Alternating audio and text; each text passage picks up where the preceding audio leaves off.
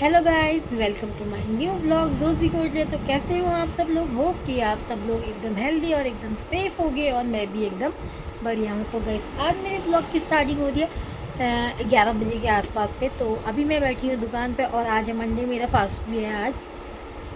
मैं जब यहाँ ससुराल में होती हूँ तब भी ज़्यादा मैं फास्ट ले पाती हूँ, और जब मायके जाती हूँ पता नहीं मुझे क्या होता है, मुझे वहाँ इतनी भूख लगती है, इतनी भूख लगती है, मैं सुबह उठते ही कुछ ना कुछ खा लेती हूँ वहाँ।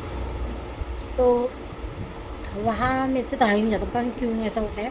और अभी आप लोगों को पता ही है दिवाली आने वाली है, धनतेरस भी हो चुका है और ये भी चलाएगी 20 को या 21 को दीपावली वाला सिस्टम। तो पर हम लोग तो 21 को ही मना रहे हैं, क्योंकि जो ये होता है ना पंचांग बोलते हैं, एक रामदत्त पंचांग और तो एक दूसरा होता है, मुझे ये नहीं पता, उसका नाम याद नहीं आ रहा है, सिद्धार्थ था क्या था। तो वो ऐसे कुछ चल रहा है, लोग ऐसे बोल रहे हैं कि रामदत्त वाला पंचांग जो है ये उत्तराखंड के लोगों के लिए 21 को और प्लेन से साइड में 20 को मना रहे हैं। तो जिनके वहाँ आज 20 को मना रहे हैं उनके लिए भी हैप्पी दीपावली, उनके और उनके परिवार के लिए, मेरे और मेरे परिवार की तरफ से। और जो कल मना रहे हैं उनके लिए भी हैप्पी दीपावली। तो आजकल मैं ज़्यादा व्लॉग नहीं डाल पा रही हूँ, और अभी आपने बीच में देखा होगा कुछ कुछ व्लॉग जो मैं अपने वहाँ मायके वाले घर गई थी, वहाँ की कुछ कुछ मेरे पास भी बची हैं क्लिप्स, मैं सोच रही हूँ उनको भी मैं डालूँ। तो वहाँ जाने का मेरा ऐसा कोई मेन रीज़न ऐसा कुछ था नहीं कि हाँ जाना ही है, क्योंकि मैं अभी थोड़े टाइम पहले जब श्राद्ध चल रहे थे तभी मैं गई थी, क्योंकि अष्टमी नवमी को मेरे अम्मा बूबू का श्राद्ध था वहाँ, यहाँ भी। तो यहाँ का श्राद्ध निपटने के बाद मैं अपने मायके चली गई थी अपने हस्बैंड के साथ, जिस दिन आपने भी देखा होगा मैंने सूखी वाला व्लॉग भी डाला है। उस दिन 15 को गए थे हम लोग यहाँ से। तो शाम को मेरे हस्बैंड वापस आने वाले पर सूखी आ गई थी बहुत ज़्यादा, तो वो हम रुक गए थे, मैं तो रुकने के लिए गई थी एक दिन के लिए।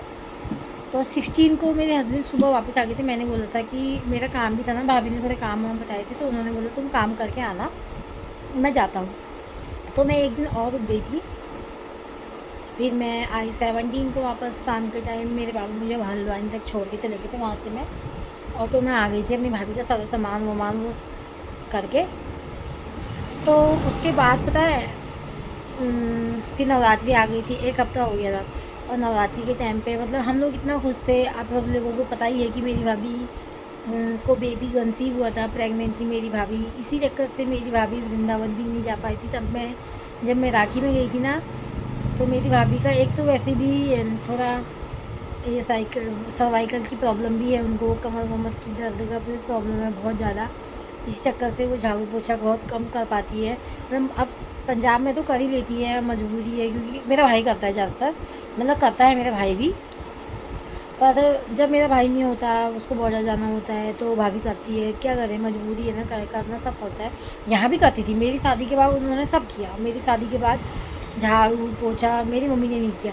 मतलब जब मेरी भाभी की शादी हुई शुरुआत में, तो उन्होंने झाड़ू पोछा सारा चीज़ किया। फिर धीरे धीरे पता नहीं उनकी पीछे बैक में जो हड्डी होती है ये पीछे नीचे, उसमें हल्का सा मतलब कुछ गैप वैप पता नहीं क्या हुआ, तो उनको उससे बहुत प्रॉब्लम होती झुकने में, उठने बैठने में। तो मैंने उनसे फिर कभी नहीं बोला, मैं उनसे ये भी नहीं बोलती थी कि पहले शादी के बाद तुम ही लगाओ झाड़ू पोछा। वो करते थे कि मैं करूँगी मैं करूँगी, बोलते थे मुझसे कि तू घर का बाहर का काम भी करती है, तो कोई बात नहीं। मतलब मैं ऐसा नहीं सोचती हूँ कि मैंने ये काम कराया तो मैं दूसरा काम ना करूँ। अभी तक तो मैंने ऐसा कभी नहीं सोचा है, ना मैं सोचती हूँ, ना मैं अभी यहाँ सोचती हूँ, ना मैं अपने मायके में सोचती हूँ। तो फिर मैं ही लगाती थी झाड़ू पोछा। मैंने उनको भी मना किया था, मेरी मम्मी अपनी मम्मी को भी नहीं करने देती थी। जब मैं घर में नहीं होती तब उन लोगों को करना पड़ता था। तो अब पंजाब में तो करना पड़ रहा है ना यार। तो अभी जब मेरी भाभी पंजाब से घर आई थी, उस टाइम पे हमको पता नहीं था कि ऐसा कुछ है, क्योंकि उस टाइम पे पीरियड्स आने वाले थे। तो थोड़े टाइम बाद हमको पता चला कि भाभी को बेबी कंसीव हुआ। हम लोग सच में इतना खुश हुए थे, मतलब जब भी हम मतलब अब वैसे नहीं कह रही हूँ मैं कि यार मेरी भाभी को नहीं हो रहा है, ये वो उन्हीं की वजह से नहीं हो रहा, पर भगवान की कृपा से मैं कभी ना कभी तो होगा। मेरे मम्मी पापा को भी यही है कि कभी ना कभी तो होगा, बस अच्छा हो। ऐसा बेबी हमको ना मिले जिसके लिए हमको ज़िंदगी भर मतलब रोना पड़े उसको। या तो ऐसा नहीं होता किसी का बेबी हो या कि उसके में ये कमी है, वो ऐसा बीमार है बच्चा, उसके दिल में ऐसा है और या उसके दिमाग में ऐसा है, मतलब ऐसा बेबी हमको नहीं चाहिए। मैं भी चाहती हूँ कि मैं भी बुआ बनूँ, मेरी मम्मी पापा भी दादा दादी बने, मेरी भाभी मम्मी बने, मेरा भाई पापा बने। मैं भी चाहती हूँ क्योंकि मेरी दीदी का बेबी अभी 5 साल का हो चुका है। अभी उसकी शादी को अब 5 साल पूरे हो जाएंगे नवंबर में, 6 साल लग जाएगा सेम दोनों की शादी को, भाभी की शादी को भी और मेरी दीदी की शादी को भी। मतलब ये नहीं कह रही कि मेरी दीदी का बेबी हो गया तो भाभी का होना चाहिए, मैं नहीं। जिसकी जिसकी ज़िंदगी में जो जब होना होगा ना वो तभी होगा। तो मेरी भाभी की जब हो, हमको ऐसा नहीं है, जब भी हो, चाहे अभी 5 साल हो गए, मैं ये नहीं कह रही हूँ कि मतलब यार ना हो, जब भी हो, 5 साल में हो, 8 साल में हो, 10 साल में हो, पर अच्छा हो और खुश हो, मतलब जिससे कि सब खुश हों, पूरा घर अच्छे से रहे हम, मतलब हम लोग ऐसा चाहिए। तो जब पता चला ना कि ऐसा है, भाभी को बेबी कंसीव हुआ, तो हम लोग इतना खुश हुए थे, बहुत ज़्यादा। उससे पहले मेरी भाभी लोग, मेरे छोटे भैया ने और बड़े भैया लोगों ने वृंदावन जाने का प्लान बनाया था राखी के बाद अगले दिन। तो मम्मी ने बोला कि तू आ देगी। मैंने बोला हाँ ठीक है। मेरी मम्मी ने मेरी सास से बात करी कि आप इसको थोड़े दिन के लिए भेज दो, हम लोग सब जा रहे हैं, ये बस खाली जानवरों का काम देख देगी और चाची दूध निकाल देगी, ठीक है। मैंने कहा ठीक है। अब वृंदावन जाने के कुछ ही दिन पहले हमको ऐसे 2-3 दिन पहले हमको पता लगता है कि भाभी को बेबी कंसीव हुआ है। फिर मैंने भाभी को बोला तुम जाओगे, मतलब मैंने पूछा सिंपल ऐसे, तो उन्होंने बोला नहीं, डॉक्टर ने ट्रैवल करने को भी ज़्यादा मना किया है। तो मैंने कहा ठीक है। अब ऐसा तो है नहीं कि भाभी भैया घर में हैं तो मैं ना जाऊँ, क्योंकि भाभी को मेरी रेस्ट करने को बोला, ज़्यादा काम वाम कुछ भी नहीं करने को बोला। तो मैं गई थी राखी के दिन, मेरे हस्बैंड और मैं 9 तारीख को यहाँ से गए थे। मेरे हस्बैंड शाम को वापस हो गए थे क्योंकि दुकान भी हमारी ऑफ हो रह जाती है फिर बहुत ज़्यादा। तो मैं वहीं थी 10, 11, 12 पता नहीं नवंबर को कब आए थे, 14-15 को आए थे शायद, जहाँ तक है। तो मैंने सारे काम किए, झाड़ू पोछा, खाना पीना, बर्तन वर्तन, कपड़े धोना। मैंने अपनी भाभी को काम नहीं करने दिया क्योंकि मैं नहीं चाहती कि कहीं, मैं ये नहीं चाहती कि मतलब मेरी वजह से क्या, मेरे किसी भी घर वाले की वजह से मेरी भाभी को मतलब इस टाइम पे दिक्कत हो, क्योंकि वो हमारे लिए भी बहुत खुशी की बात है और मेरी भाभी के लिए भी, क्योंकि हम लोग भी चाहते हैं कि मेरी भाई का ऐसा कुछ हो। और हम भी ऐसे में हमसे भी कोई बुआ गए, मतलब ऐसा नहीं कि हमारे भतीजे नहीं है, गुन्नू है, लक्कू है, वो भी तो मेरे भाई के बच्चे हैं, चाहे कैसे भी हैं। पर मतलब मैं भी चाहती हूँ मेरे भाई को और भाभी को भी ये खुशी मिले। तो फिर मैंने सारे वहाँ काम वाम निपटाए। भाभी मुझसे मजाक कर रही, तू इतना काम करी, मैं तुझे इतने रुपये दूँगी, इतने रुपये दूँगी। मैंने कहा अरे छोड़ा यार, आदत से मैं मजाक भी करी। तो जब मेरे मम्मी पापा आ गए थे अगले दिन, हमने पूजा करी थी मेरे मम्मी पापा ने, और उसी दिन बहुत ज़्यादा बारिश हुई थी तो मैं घर वापस आ गई थी। फिर उसके बाद भाभी अच्छे तरीके से पंजाब चले गई थी। तो उसके बाद मतलब इस बार हम लोग फिर भी, भाभी को 2 महीने पूरे हो गए थे, हम लोग इतना खुश होते थे कि हाँ इस बार शायद भगवान हमारी सुन लेंगे। फिर उसके बाद जब 2.5 महीना हुआ ना, 2.5 महीना हुआ, तीसरा महीना लग गया था, मेरी भाभी अल्ट्रासाउंड के लिए गई थी। तो उस दिन उन्होंने बोला कि मेरे बच्चे की हार्ट बीट नहीं आई। पहले दिन रात को ही मुझसे बोली यार मुझे बहुत डर लग रहा है।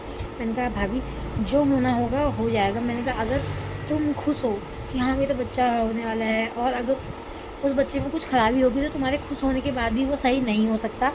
और अगर तुम दुखी हो कि आप पता नहीं हार्ट बीट आएगी कि नहीं आएगी, बच्चा कैसा होगा कैसा नहीं होगा, मैंने कहा तुम दुखी हो और वो बच्चा अच्छा होगा तो तुम्हारे दुखी होने से कभी मतलब जैसा तुम चाहते हो वैसा तो कभी नहीं होगा, जो भगवान चाहते हैं वो होगा, बस ये है बात। तो फिर उसके बाद भाभी ने बोला ठीक है, मतलब वो ठीक थे नॉर्मल उस दिन। हाँ बुरा तो लगता है यार, हर किसी को लगता है, मैं हूँ, मेरे साथ कभी ये चीज़ होंगी आगे तो मुझे भी बहुत बुरा लगेगा, हर किसी को बुरा लगता है। पर मेरा काम तो यार उनको ऐसे समझाना था ना, मतलब जैसे कि यार वो संभले, ज़्यादा वो नहीं सोचे।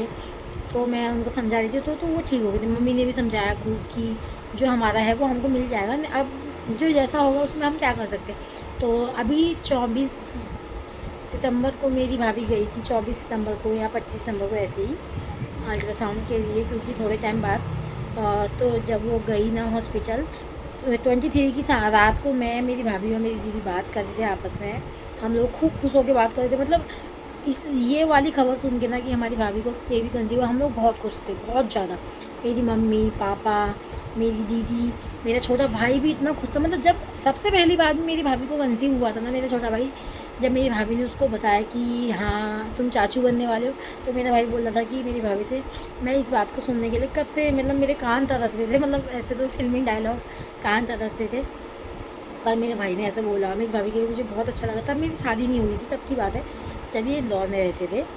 तो अभी 23 तारीख को हम लोग इतना खुश थे, इतना खुश थे, इतना खुश थे, मैं बता नहीं सकता। हम लोग अच्छे से बात कर रहे थे।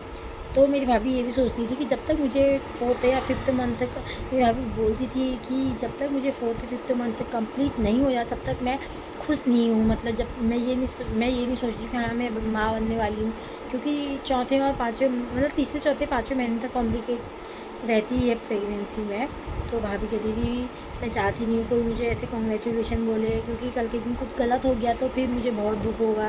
क्योंकि जब कोई कॉन्ग्रेचुलेशन बोलते हैं, हाँ बहुत खुशी होती है कि मेरा बेबी होने वाला है, सब लोग मुझे कॉन्ग्रेचुलेशन बोल रहे हैं। पर जब वो चीज़ दुख में होता है ना, तो बहुत बुरा लगता है, बहुत ज़्यादा बुरा। मैं भी रोई हूँ जब मेरी भाभी के लिए कोई बोलता है ना घर में, मतलब वहाँ गांव में कोई बोल देता है कि तुम बच्चा कब बना रही है, नाती कब दे रही है। तो बच्चा कोई बनाने की चीज़ नहीं है जो कि हम बना के लिए, ऐसे तो हम बच्चा कहीं से भी बना के बच्चा कोई ऐसी चीज़ होना है, लकड़ी की चीज़, मिट्टी की चीज़ या लोहे की चीज़, सोने की चीज़, जिससे हम किसी से बनवाएं और ले आएँ और दिखा दो हाँ हमने बच्चा बना लिया। तो और नाती कब लाएगी? नाती ही लाना ज़रूरी थोड़ी ना है, लड़का वो हम लाते नहीं हैं, भगवान जब हमको देता है तब। और नाती हो चाहे लड़की हो चाहे लड़का हो, वो हमारे हाथ में नहीं है। तो 24 को जब मेरी भाभी गई होगी, मुझे बिल्कुल भी याद नहीं था कि आज भाभी का अल्ट्रासाउंड डेट है। तो भाभी गई, उन्होंने मुझे 12:30 के आसपास फ़ोन किया। और गई जब उन्होंने मुझे फ़ोन किया ना, उस दिन उन्होंने मुझे नॉर्मल कॉल की, क्योंकि हर रोज़ हम लोग वीडियो कॉल पे ही बात करते हैं। तो उस दिन उन्होंने मुझे नॉर्मल कॉल किया, और उस दिन उन्होंने जब मुझे फ़ोन किया, मैंने बोला हेलो, उन्होंने बस रोज़ ही बोला। और उनकी रोती हुई आवाज़ सुन के ना, मतलब मेरे दिल में यहाँ पे इतनी ज़ोर से धक हुई। मतलब जब कोई ऐसी बात होती है जहाँ पे मुझे ऐसा लगता है कोई ये रो रहा है या ये कुछ बोलना चाहता है, ऐसा लगता है कि कुछ गलत बात हुई है, तो मेरी हार्ट बीट बहुत ज़्यादा तेज़ हो जाती है।